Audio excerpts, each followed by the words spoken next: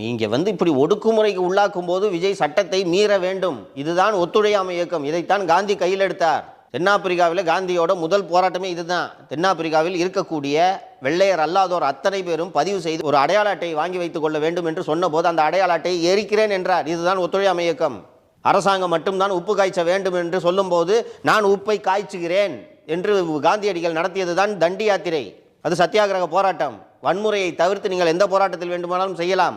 உங்களோட பிரச்சாரம் செய்வதற்கான உங்கள் அடிப்படை உரிமை மறுக்கும் போது நீங்கள் போராட்டத்தில் இறங்குங்கள். போலீஸ் சொல்றதையே கேட்டுக்கிட்டு இருந்தீங்கன்னா போலீஸ் நீ பிரச்சாரமே பண்ணக்கூடாதுன்னு சொல்லலாம். பண்ண மாட்டீங்களா?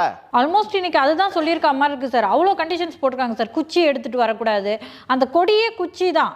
அதெல்லாம் கூட நான் ஏற்றுக்கிறேம்மா. வன்முறைன்னு சொல்லிட்டு குச்சி இது என்னம்மா? இது விஜய் மேலே கை காட்டக்கூடாதுன்றது என்னம்மா கண்டிஷன் சொல்லுங்கம்மா? பேசுறது இவ்வளோ நேரம் தான் பேசணுன்றதெல்லாம் கூட நான் ஒத்துக்கிறேம்மா. அதை மறுக்கலம்மா. நீங்கள் ஒரு ரோட்டில் போய் பிரச்சாரம் பண்ணும்போது நீங்கள் 2 மணி நேரம்லாம் உரையாற்றிக்கிட்டு இருந்தீங்கன்னா